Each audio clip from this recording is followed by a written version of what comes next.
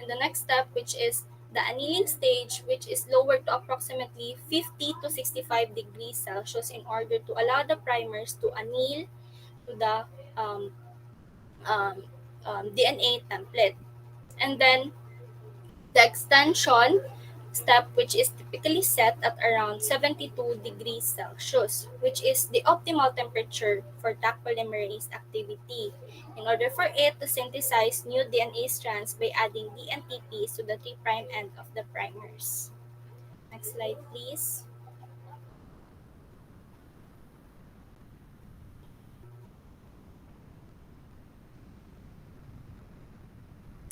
So next is so after the thermal cycling is complete, the resulting PCR products can be analyzed to confirm the success of the amplification.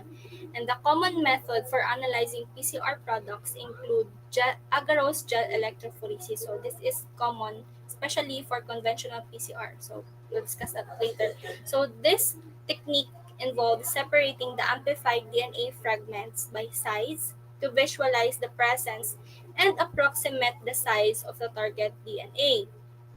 So this includes the preparation of the agarose gel and the loading of the PCR samples and then submerging it into an electrophoresis chamber and then staining the bonds. So once the gel has been run and stained, the PCR products can now be analyzed quantitatively and qualitatively. And this includes determining the size and presence of the bonds, estimating bond intensity wherein the brightness of the bonds correlates with the quantity of DNA present in the sample, and then identifying non-specific amplification because gel electrophoresis can reveal unintended PCR products due to non-specific binding. So the presence of multiple bonds may indicate non-specific amplification, while a single distinct bond at the expected size suggests successful amplification of the target sequence. Next slide, please. Wait. So, um, the last of the analysis is the analysis through gel electrophoresis. So this time we will now confirm the PCR products. So this is commonly achieved through the DNA sequencing as a validation step to confirm that the correct DNA was amplified and to check for mutations or sequence variations that may be relevant in research or clinical settings. So this includes sequencing methods, and the most common sequencing method is uh, Sanger sequencing, which can provide high quality results for targeted amplification. And next is analyzing the sequencing results via chromatograms, wherein peaks correspond to nucleotides in the sequence. We'll discuss about that later. Um, Next slide, please.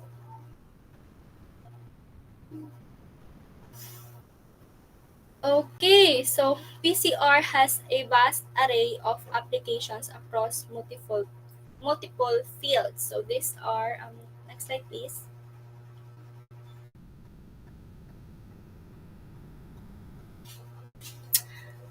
Okay, so it has a vast array of applications. So this includes the genetic research, the environmental science, the medical diagnostics, forensic science, and agricultural biotechnology and ancient DNA analysis. However, we'll just focus on more on environmental science and agricultural biotechnology. So, um, PCR is employed in ecology for the detection and quantification of environmental DNA, so from various organisms. And this helps in biodiversity assessments, monitoring endangered species, and detecting pathogens in the ecosystem.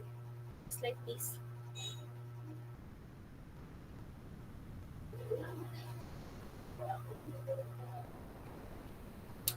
So next is its application in agricultural biotechnology, wherein this technique is utilized in the development of genetically modified organisms and in screening for traits such as disease resistance and nutrient levels in crops.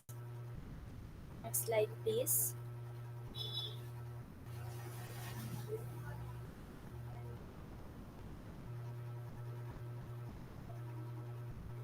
Okay, so there are different types of PCR.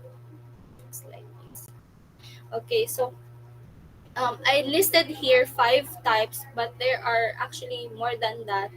So, however, we'll just focus more on later sa real-time PCR. So the first type is the conventional PCR, which is the foundational technique. So, ito siya yung pinakauna na it this is the technique na foundation sa ibang PCR. So, it enables the amplification of a specified DNA segment through a series of temperature cycles. So, yun yung denaturation, annealing, and the extension. So, siya ang pinakauna-una and pinaka-simplest sa lahat ng PCR techniques. So, next is the main focus of our topic later on is the real-time PCR or qPCR, which allows for the quantification of DNA in real time by relying on fluorescent dyes or probes that emit a signal proportional to the amount of accumulated PCR products during each cycle. So, what is that? We'll discuss that later on. So, next is the reverse transcriptase PCR, which is RT-PCR. So this is designed to amplify RNA molecules by first converting them into complementary DNA using reverse transcriptase. So it is actually partnered with conventional PCR for analysis. And then next is multiplex PCR, which is an advanced version of the conventional PCR that allows the simultaneous amplification of multiple DNA targets in a single reaction using multiple sets of primers. And lastly is the nested PCR, which is again a modification of conventional PCR designed to increase specificity and sensitivity, especially when amplifying low abundance target. So this technique employs two successive PCR runs wherein the increased specificity results from the second rounder getting a smaller segment of the DNA, thus reducing the likelihood of amplifying non-specific products. Next slide, please.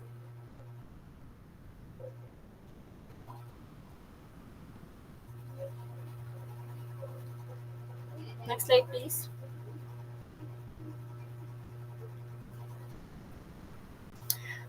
Uh, okay, balik. Wait lang siya, galag.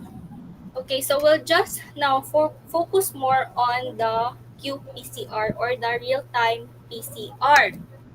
So again, real-time PCR has the ability to monitor DNA amplification in real time, thus differentiating it from traditional PCR that requires post-amplification analysis. So this detection is usually achieved through two main approaches. So the first detection is via the fluorescent dye, which is particularly the cyber green, which was already discussed by the previous reporters. So it is one of the most commonly used fluorescent dye that binds to double-stranded DNA. So as the PCR reaction progresses and more dsDNA is produced, the fluorescence increases, and the intensity of fluorescence is directly correlated to the amount of the amplified DNA. So in contrast to this fluorescent dye is the Tacman Pro, wherein it uses sequence-specific probes that contain both a fluorescent reporter dye and a quencher. So by the way, a quencher is used to prevent fluorescence from being detected at inappropriate times. So it basically absorbs the fluorescence or energy that the dye emits so that it won't fluoresce at inappropriate times during the amplification process.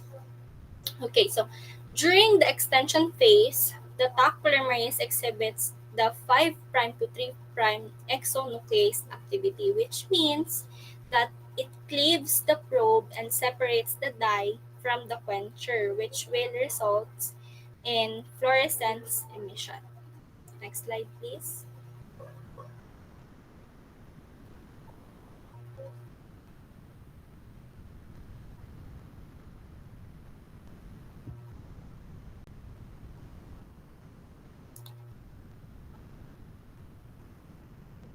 So this time, so after the it detects, the PCR detects that um, dyes.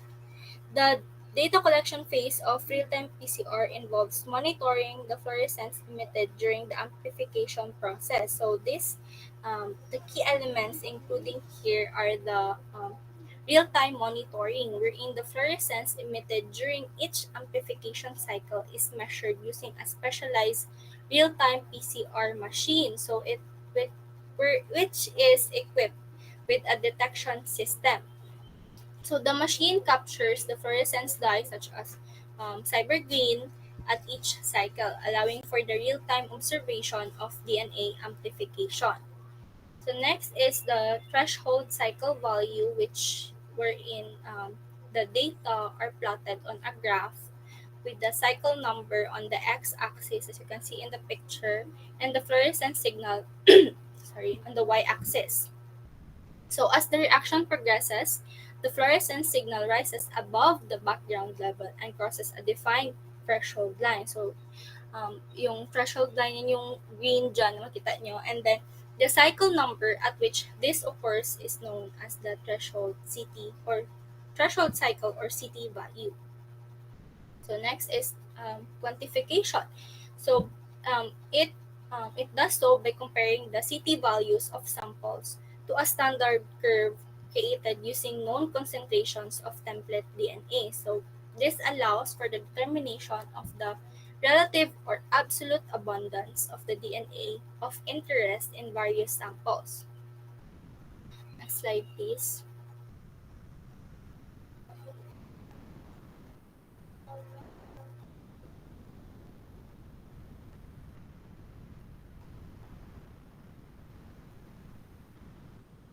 So now we will now understand the CT values. So again, the cycle threshold or the CT value represents the number of PCR cycles required for the fluorescence of a specific target nucleic acid. So it is inversely proportional